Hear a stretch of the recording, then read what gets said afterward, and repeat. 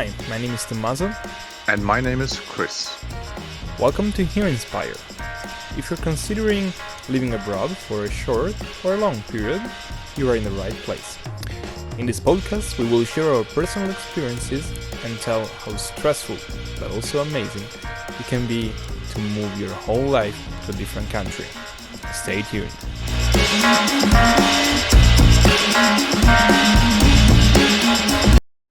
Hello, welcome everyone. Welcome to the very last episode of the Inspire podcast. Sadly enough, we are already to the last episode. Behind the console this day, on this episode, there is still me, Tommaso, and on the other side we have Bogdan with us. Hello. Hello, Bogdan. And for this special occasion, since it's the last episode, we also have Chris. Yeah, hello. Yes, I will be here today, but I'm sitting in the seat of the guests, so we have to see how we're hosting the podcast or the episode today. Yeah, it's gonna be a bit different. It's gonna be different. It's gonna be a bit different. Since we are not an even number, we decided to end up with a special episode with us three, the best for the last. Exactly. Yeah. So we are gonna kind of co-host this episode. It's gonna be a very, very free thing, and let's see how it goes. So usually we start with quick questions to our guests, and since we are three, I will ask Bogdan 10 questions. Bogdan is gonna ask Chris 10 questions, and Chris is gonna ask me 10 questions. So I would say let's start with me and Bogdan. Okay, let's start. You ready? Yeah. Bogdan, tell me, you prefer coffee or tea? Coffee. You prefer beer or wine? Beer. Car or bike? Car. Mountain or sea? Sea. Summer or winter? Summer. Bitter or sweet? Sweet. Such a sweet person. Yeah. Cats or dogs? Dogs. Dogs. Workout or chill out? Oh, it's so difficult question, but sometimes I prefer workout, sometimes workout. Workout. We have like people that really do enjoy workout in this podcast. Yeah. I'm so not one of them. And lastly, concert or Spotify? Spotify. Why Spotify? Because concert it's just for fun, but if you really want to get more about the music, about the sound, feel this music, you can use Spotify and listen to this music. Okay, fair enough. So now, Bogdan, I'm gonna hand out my microphone to Chris, and Bogdan is gonna shoot 10. So, Chris, you ready? Okay. Yes, I'm ready. So, Chris, Wageningen or Maastricht? Wageningen. Okay, winter or summer? Summer. Weizen or Pils? Both actually. Wow. Is Munich Germany? Munich is not Germany now. Okay. Hamburger or Weisswurst? Hamburger. A workout or chill? More workout than chill out. Negroni or soya milk? No soya milk, so I go for the Negroni. Okay, and the last one, not the last. Audi or Toyota? Audi, for sure. Okay, super. Okay. Okay, now we have re-exchange mics. Okay, Tommaso. So I'm nervous. I've never been asked questions along this. you should be, because I prepared some special ones for you. So I'm very curious okay. how you will react. Okay, but Shoot. We start easy. Okay, you ready?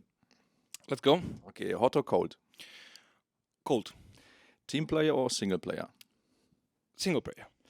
Long or short hair? Short hair. Podcast guest or host? Guest. Beer or Negroni? Negroni. Pizza or spaghetti? Spaghetti. Bike or bus? Bike. Flower or plants? Flower. And then the final question, San Marino or Italy? What was the last? San Marino, Italy. Italy. Okay. So probably the people that are listening, these questions are gonna be a bit confused. We are gonna try maybe to clarify them a bit while we speak a bit. Um, okay. I have two people in front of me, and it's the last episode. I'm so emotional.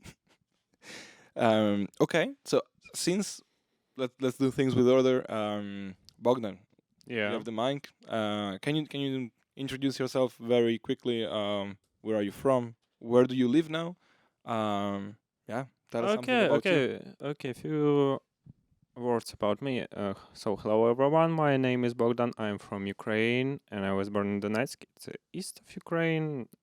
So I came to the Paris to the Noto Court where I'm working now. Last year ago. And I really enjoy this job. I like it, and I believe that I will continue working in Noto Court. So I'm living in Saint-Germain. It's not from Paris. Okay, Yeah. you like it there? Yeah, I really like this place. It's very quiet and beautiful place. Okay, so came from Ukraine. Now you live in Paris, Yeah. France. Yeah, I'm living with my parents also because when war started, my parents came to me to find a safe place and to be free from the under the Russian invasion. Yeah, which is definitely a sad circumstance. I would say. The positive part is they are good and well, and you also have small brothers, right, with you? Yeah, I have a two small brother. The middle brother Nikita is 16-year-old, and small brother Igor is 5-year-old, and they're both going to the school. Already. Yeah, Nice. That's very nice to hear. Are they liking Paris? absolutely. Yeah, so enjoy about this, and also my father have a job in Paris. Good. You're full of good news. Yeah, In not we in Italy would say that not all bad come like to hit you eventually. yeah, yeah. Okay. So maybe Chris, you want to say something about you? No, not at all. We've asked you very specific. Bogdan asked you very specific questions that maybe kind of gave a hint of where are you from. Actually, I think if you're a listener, you don't know yet where I'm from, then we have to talk. So you might no problem for my accent. So I'm Chris. I'm from Germany. Where in Germany, Chris? I'm from the small town Freiburg, close to the Black Forest in the southwest, and far away from Munich. So I still belong to Germany. Yeah. And I do my PhD project in Berlin now at the company TC. And before I lived a couple of years and did my study in the Netherlands. And before I lived at some other nice places. Mm-hmm. And in the Netherlands, you said in Wageningen. Exactly, in Wageningen. Yeah. That's why we ask you: do you prefer Wageningen or Maastricht, where we are shooting this episode? And Wageningen won. Yeah, I like Maastricht for sure. Maastricht is a nice city. Wageningen is a nice town. So let's put it this way. Okay. But I prefer Wageningen. Yeah. Okay. Good. Fair enough. Yeah. Okay. Since as we said, this is gonna be a bit of a different episode. Yeah, actually, Tommaso, because now you're not only asking the questions, so we shoot back to you know. And I'm not the only one. so Tommaso, so This power today. introduce yourself a little bit. Okay, so I'm Tommaso. I'm from Italy, as I happened to say already sometimes during this podcast. And to join the Inspire project, I moved to Israel, Rehovot to be precise. Which, if I say Israel and Rehovot, nobody will will know where it is. But if you take a train and from Tel Aviv and you go south for 20 minutes, that's where Rehovot is. It's a very, very small little town. And that's where the Weizmann Institute is and where I do my PhD at the moment. Yeah, that's about me. And maybe just to clarify one of the questions that Chris asked me. Yeah. Actually, I am from Italy. But fun fact, I few years ago, I think it was 3 years ago, maybe, I obtained another passport, which is a passport from the beautiful country of San Marino. And San Marino is this extremely small country. You mean like a town in Italy? It's a bigger than a town. It has a very low population density. It's let's say it's a piece of the countryside of Italy. You can picture as a piece of countryside with some small villages around, and that's another country. Is very close to Rimini, which is my hometown, where I was born and lived till I went to university. But I had some relatives coming from there, and I could apply for the passport, and I got my citizenship. So now I also have that. But I have very few connections, even though my parents live there at the moment, and they really like you, it. you can choose whether you be an Italian or like in San Marino. San Marino, how do you say it? Yeah, Like Submarinian, San Marino. something like that, Right. maybe. Okay, so Maybe Yeah. we can go back to Bogdan. yeah, Bogdan, one question I would like to ask, since I do have the microphone. A question which I like to ask my other guests in my episodes is whether, because you moved from the Ukraine to France, right? Yeah. So have you been to France before you actually started the project? No. It's my first time when I been in Paris, especially in France. Yeah. So in the last in which country I was, it's Germany, in Berlin, because my aunt was living in Germany, in Berlin, but now she's living in Aachen, as you know, as I told before. So I like Paris very much. I like French very much because I know so much about this culture, and I enjoy this culture. I enjoy everything what's related with the Paris, with the France. And have you Bogdan, had the chance so far to visit the countryside? So because you're living in Paris, but have you seen other places in France already? Unfortunately, no. But in the future, I'm planning to visit many different places in France. Mm. And when you went to Paris, what was the first impressions you had from the people, from the city? And probably- Very smiling people, really, very smiling people, and very cleaning roads. And but unfortunately, I was surprised that no one can know exactly very well English. They're all French people speaking French. So it's so difficult to me when, for example, when you go to the hospital and try to explain what happened with you, you should waiting more times than the common French people when someone who get to know not very well but enough in English to come to you and ask you what happened with you and help you. The upside, I think, I have a similar. I think it's pretty known that, but I don't want to get too much into detail. Another question is, I think it's also an upside, because I think, but you can share a little bit more experience about it. It would help your friends as well, right? Like you're French, because you're in Paris, you speak a different language, or you have to speak a different language, and I think you are kind of forced to learn that language, right? So how's your French going?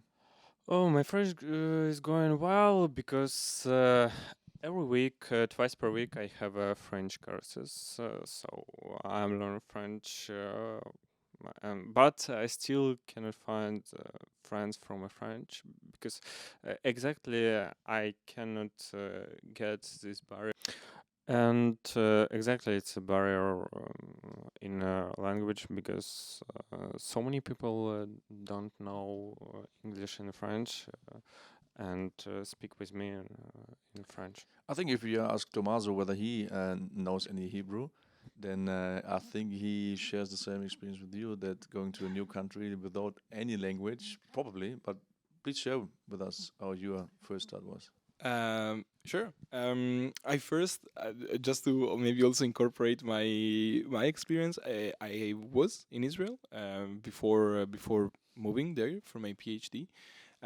It was very different because I've only been there as a tourist, and so you get to experience a very very different lifestyle, and in general you get a very different impression, I would say. It is a bit difficult to move to a different country that has a radically different language. Um, in Israel, they speak Hebrew. Hebrew is very, very different from any language like Italian, French, or even German. They write it different, and they in a different way because it's like from right to left. And maybe my experience is similar to Bogdan. Very often in Israel, which was surprising to me, very surprising. People is not that common that they speak fluent English. It's very common that you can go to a bar and the waiter doesn't speak English very well with you. My own experience at the hospital was positive so far, luckily enough. But it's always, I would say, a bet. You have 50-50% that the person in front of you might speak English or might not. It really depends. And I think no, you how long? No more than a year you live in Israel, right? So I guess 11 months probably. I No, guess- sorry, 13. I guess you can speak a little bit Hebrew. So what can you tell us? about it? Something. I can say something like Boker Tov, which means good morning.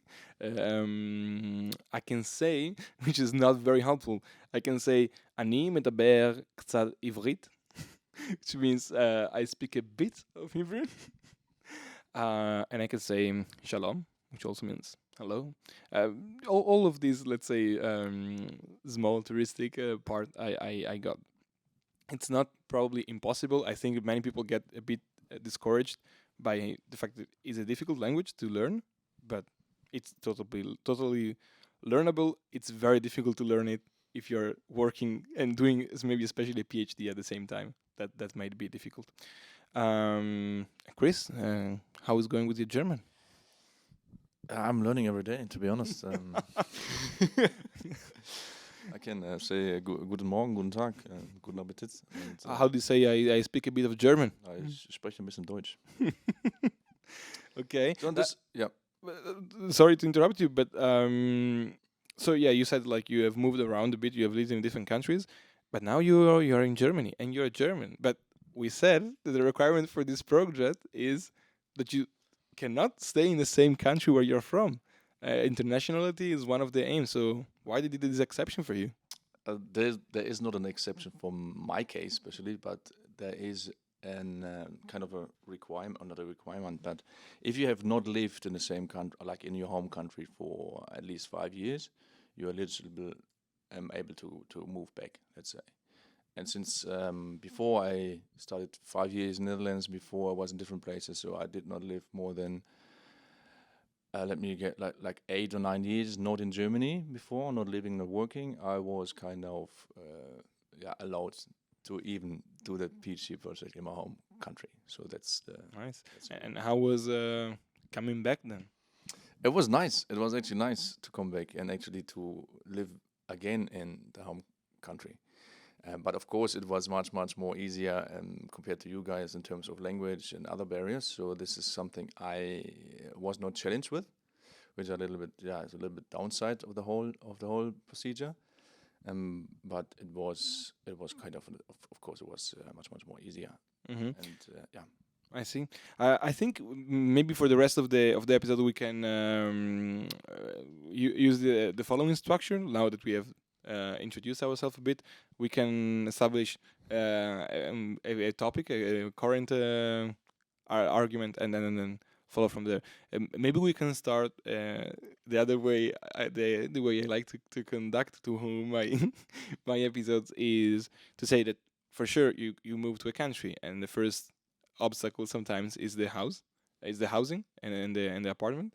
So Bogdan, you want to start with that? Yeah, and also How was your experience? Yeah, I also want to add a few words for my previous question. I am so happy that I can talk in English in a company. Yeah, because in my company everyone knows this language and I can talk with them. Yeah, the people from different countries in my company, not court. Most of them is from France. Some people from United States, from Brazil, but I can speak with them in English, and I'm so happy. So about my hosting, okay, it's really very lucky history because found the place where I can live in France. It's very difficult and very expensive. Because I know it, but I'm so lucky because I found the apartment in a few days, and when I check the apartment on the next day, I get a contract and move in the apartment, and really I was so happy, and I was paid not so much before come to the apartment. It's for the first month and for the last month's rent payment, and they all. I'm so happy that I found this apartment so fast and not so very dramatically. So your experience for the housing in Paris was actually quite smooth. Yeah. Okay, it's nice. It's nice that like both, like not both, but you, Haibo and Sarah, you all live in Paris and you hold a different approach and background to this thing. Maybe you have been the luckiest one so far that we've. One thing, what I have bad in my apartment, it's I should share with all of my neighbor my Wi-Fi. It's so bad, really, for me. Okay, it's a common thing in France. It's special thing for my building. Okay, okay. Chris, you wanna go with your housing experience? Yeah, it was pretty easy, to be honest. Like I had some, it was via friends and friends of my girlfriend, knowing people in Berlin, and I think every German knows someone living in Berlin. So there, I was very lucky to get a room as a starting point. And since I did my internship before I actually started my PhD, so I moved to Berlin like 4 months earlier, and I had a room, and afterwards I just kept looking for a house, and not a house but an apartment, and then it was kind of very smooth actually. And you think that like if you wouldn't have been German, so maybe you don't know someone in Berlin, it would have been much harder. Much harder, even for Germans. So So there is a bit of equality in there. yeah, it is, and like housing in general in the main cities, but also the housing in Wageningen actually is quite challenging. But Right. so it helps just to know people there. Yeah. So for everyone wanted to go abroad to a different country, different city, if you know someone, just try to connect.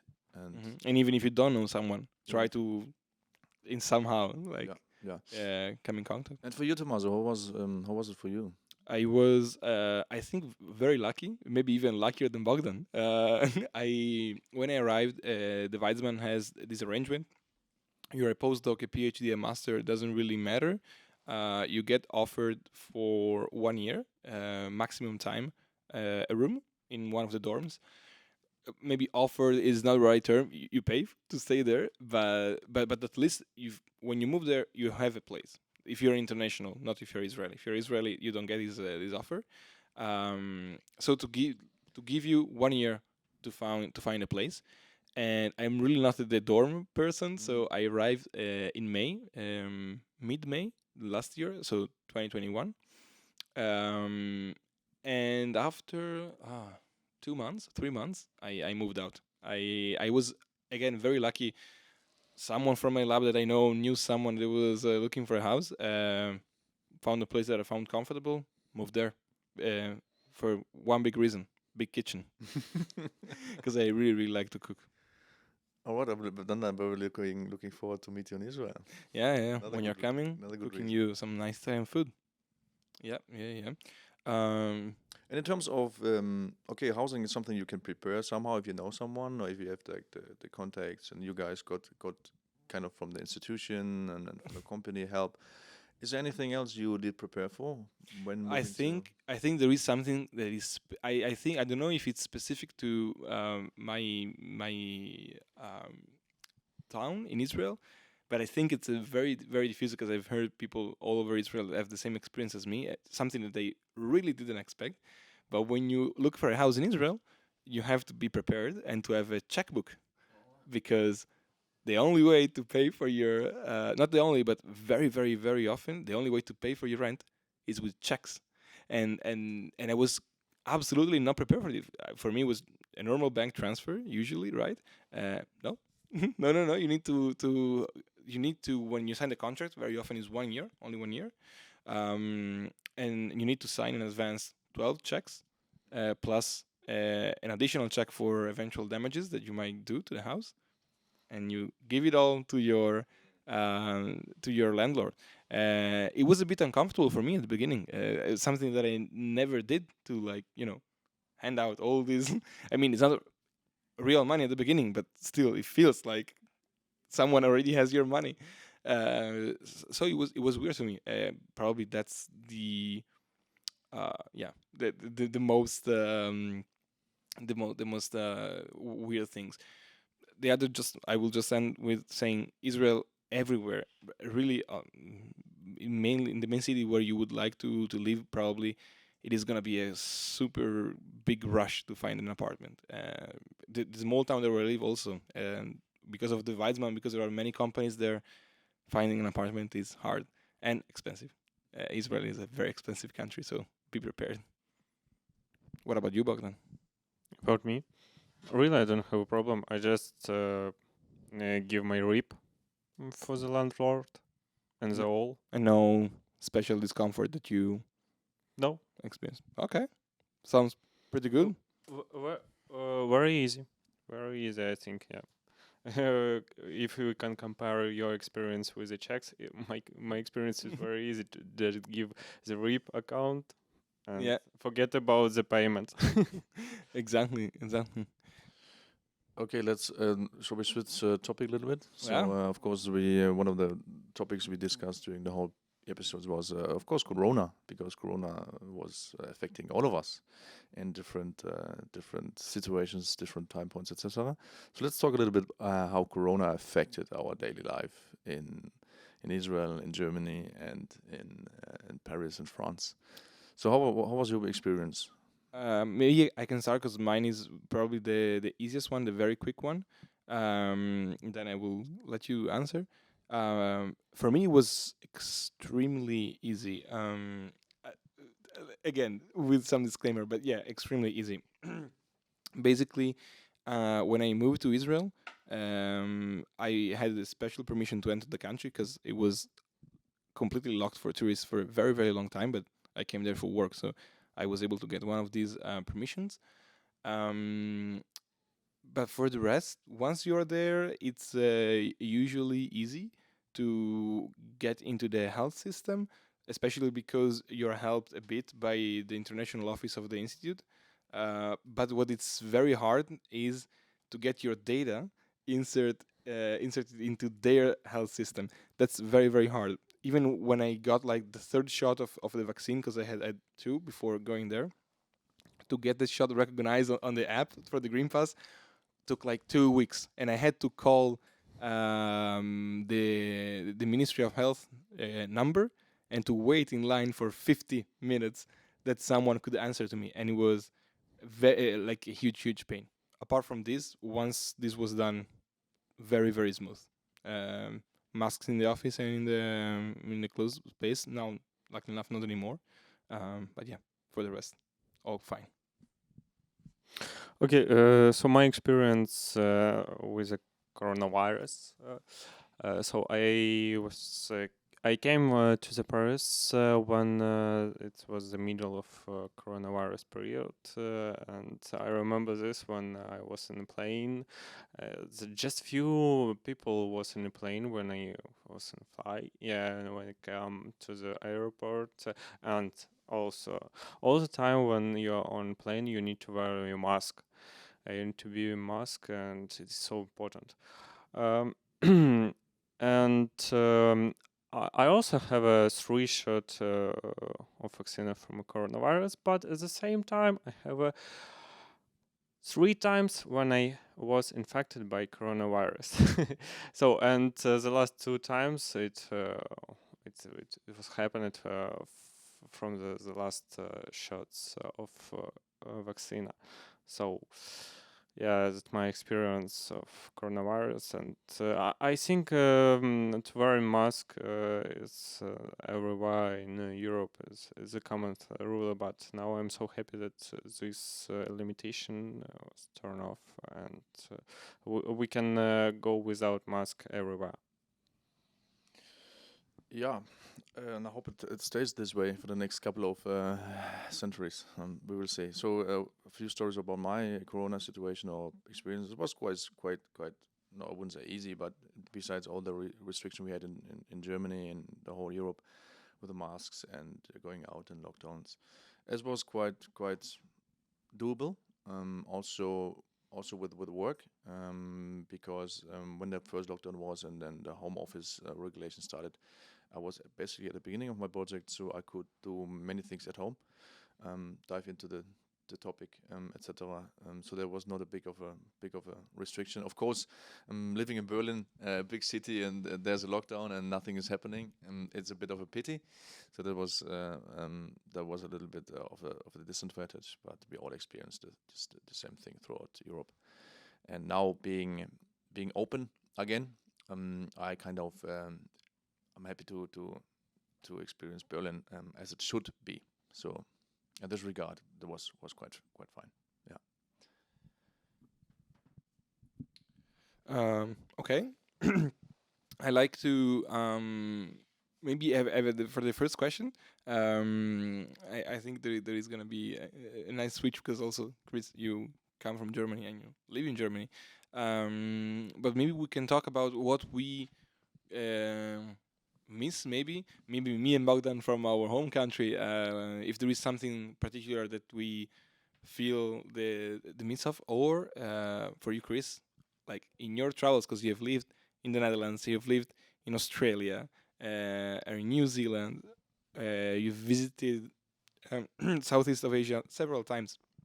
So for us, is what we're missing from our country, for me and Bogdan, for the ones that are not seeing the video, and for you, Chris, what do you miss from your other experiences?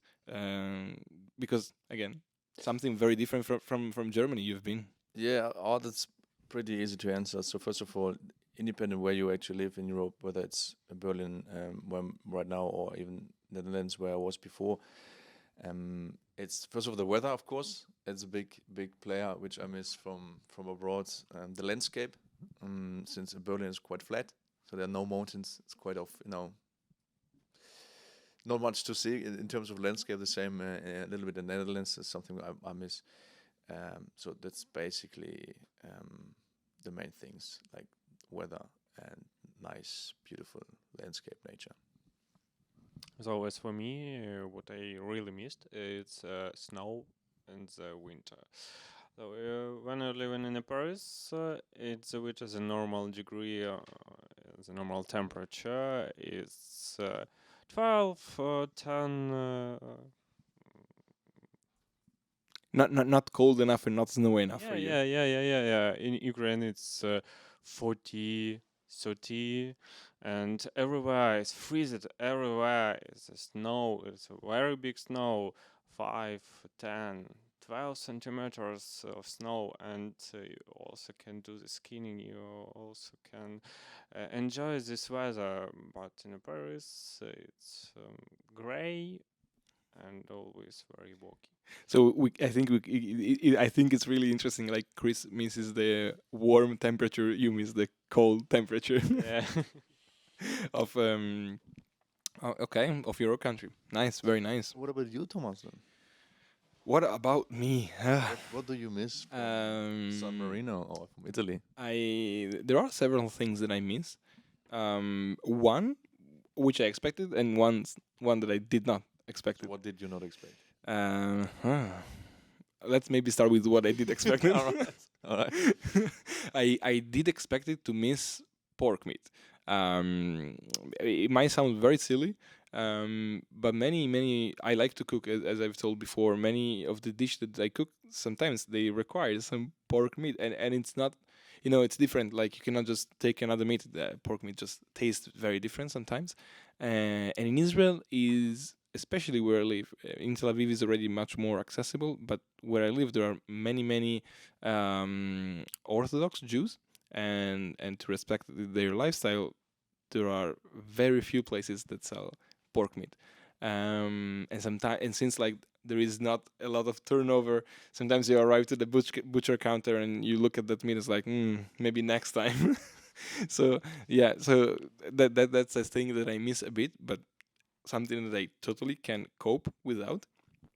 The thing that I was not expecting to miss were the transports, the public transport, and in Israel it's a huge problem.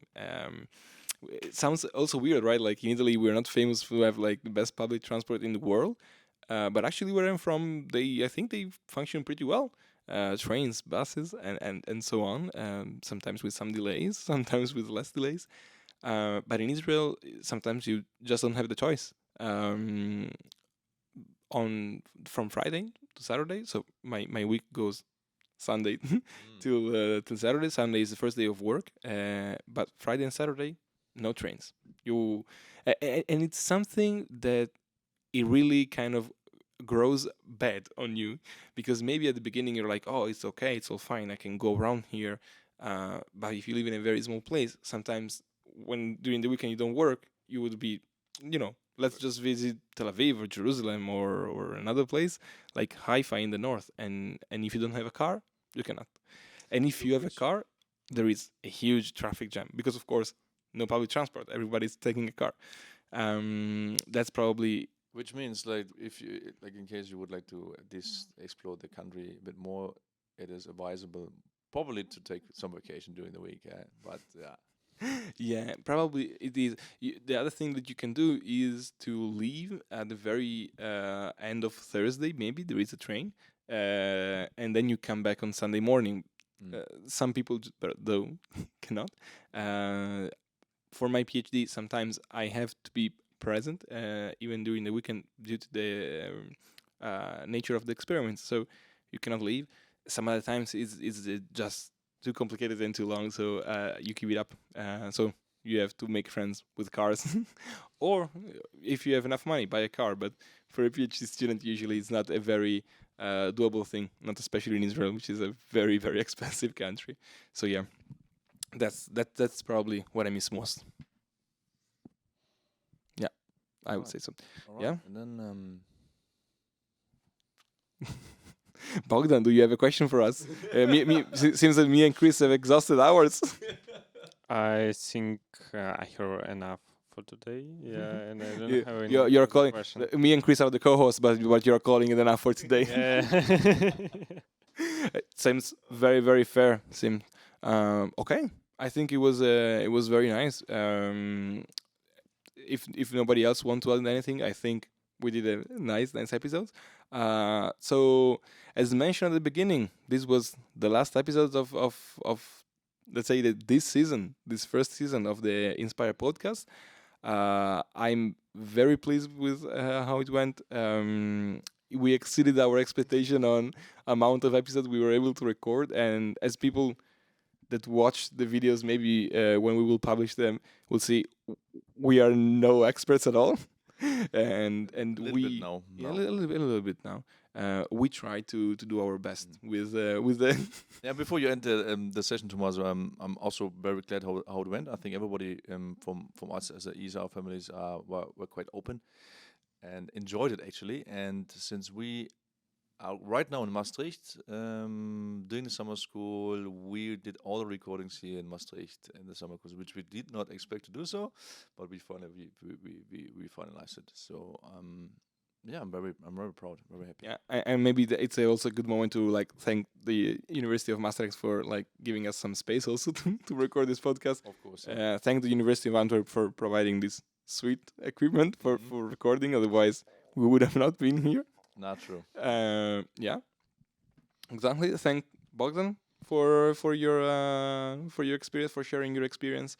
I'm very happy that I share my experience about coming to the Paris and living in Paris. And now outside it's so good weather as before. It's true. It rained like hell when we started to record, and now it's sunny. So it's definitely the time to go out and enjoy a bit the Yeah. sun. Okay, so to wrap it up, thank everyone for listening. Thank everybody. Thank you.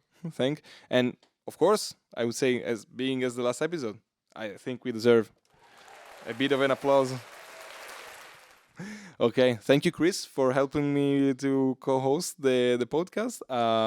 Yeah, You're welcome. I thank you as well. I think today thank you. together was Thank you. was more easier, let's say. Yeah. It was fun. It was a lot of fun. We will consider eventually if time and chance Yeah, give us depends on the feedback from the to do a second thousands. season. And eventually, if there are some more arguments that people that might see this podcast want to talk about or want to hear from us, from our experience, we will be more than happy to share that. Okay, time has come. See you in the next episode.